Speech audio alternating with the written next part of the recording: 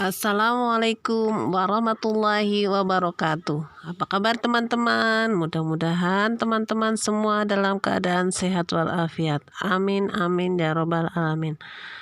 Marilah kita belajar tematik 5, tema 6, subtema 1, pembelajaran ketiga, yaitu tentang hubungan manusia dengan lingkungan alam.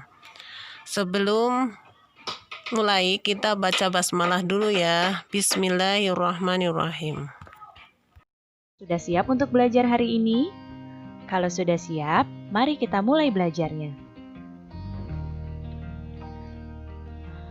Siapa di sini yang suka dengan membaca buku? Wah, jika kalian suka membaca buku, itu bagus sekali.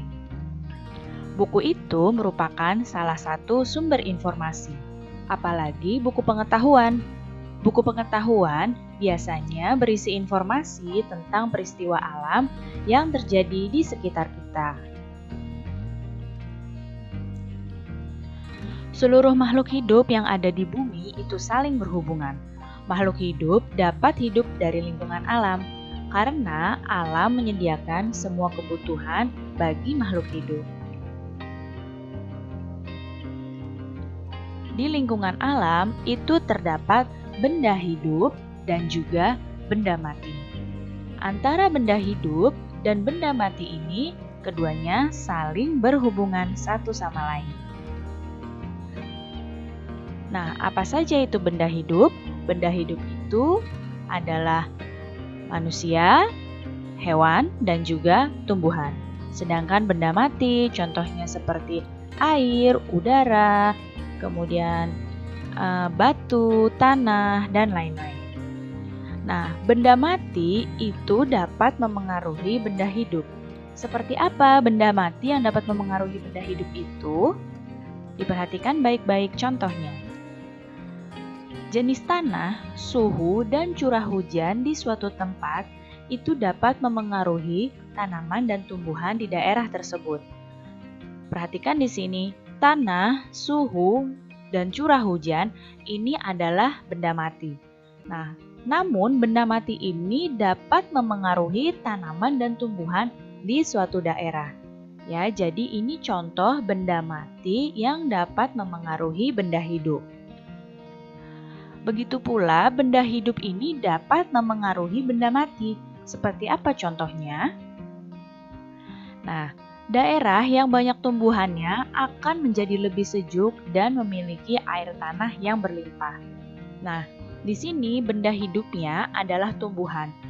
Jika suatu daerah ini memiliki banyak tumbuhan, maka udaranya akan lebih sejuk. Sedangkan udara tersebut dan juga air adalah benda mati. Namun, benda mati tersebut dapat dipengaruhi oleh benda hidup, yaitu tumbuhan. Ya, jadi daerah yang banyak tumbuhannya itu dapat terasa lebih sejuk dan memiliki air tanah yang berlimpah. Jadi ini adalah contoh hubungan saling memengaruhi antara benda hidup dan juga benda mati.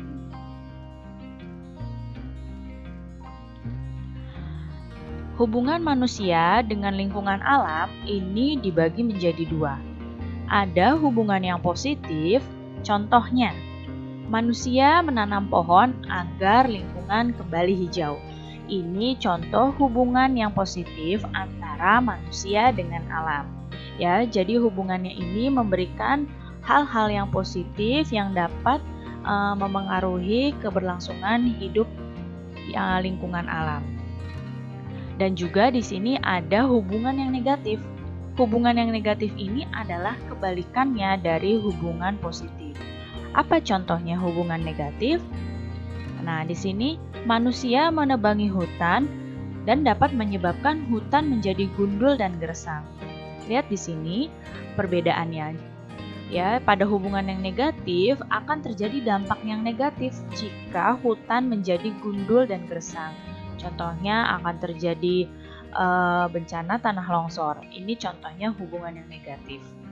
Ya, hubungan yang positif contohnya pada alam adalah menanam pohon agar alam kembali hijau Kalau hubungan yang negatif, contohnya kebalikannya, yaitu manusia menebangi pohon. Jadi ini adalah contoh hubungan antara manusia dengan alam. Nah, pada pembelajaran yang lalu, kalian telah mempelajari membuat kalimat tanya untuk menggali isi teks.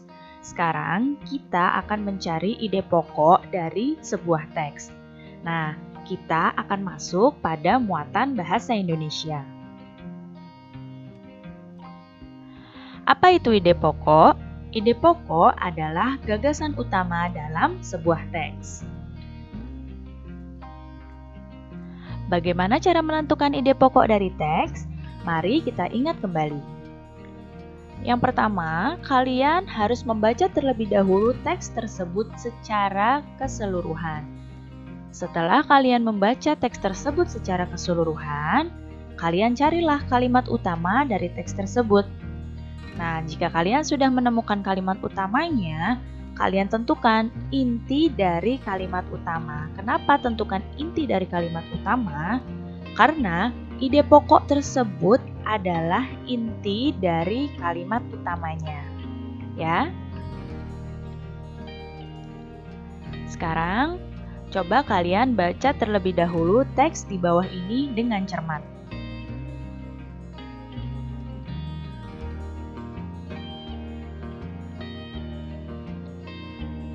Nah, sekarang kita akan mencoba menentukan ide pokok dari paragraf ini. Paragraf yang pertama. Ya, di sini bisa kita lihat ide pokoknya dari paragraf pertama setelah kita baca baik-baik adalah makhluk hidup saling berhubungan dengan sesama makhluk dan lingkungan. Kalimat utamanya ini ada pada kalimat pertama. Nah, dari kalimat pertama ini kita ambil intinya, yaitu makhluk hidup saling berhubungan dengan sesama makhluk hidup dan lingkungannya. Kemudian, ide pokok paragraf kedua, di sini bisa kita tentukan bahwa kalimat utamanya ada pada kalimat yang pertama juga. Nah, kita ambil ide pokoknya adalah hubungan antara benda mati dan makhluk hidup. Jadi, seperti ini ya cara menentukan ide pokok dari sebuah teks. Tahukah kamu jika setiap anak di Indonesia itu memilih hak yang wajib dipenuhi? Hak tersebut wajib dipenuhi oleh orang tua dan juga oleh masyarakat. Nah, sekarang kita akan masuk pada muatan PPKN. Apa saja hak-hak anak menurut Konvensi Hak Anak? Yang pertama, hak-hak anak adalah hak kelangsungan hidup. Kemudian, hak yang kedua adalah hak mendapatkan perlindungan dari diskriminasi, eksploitasi, kekerasan, dan keterlantaran. Jadi, anak-anak berhak untuk dilindungi dari hal-hal yang dapat membahayakan anak tersebut.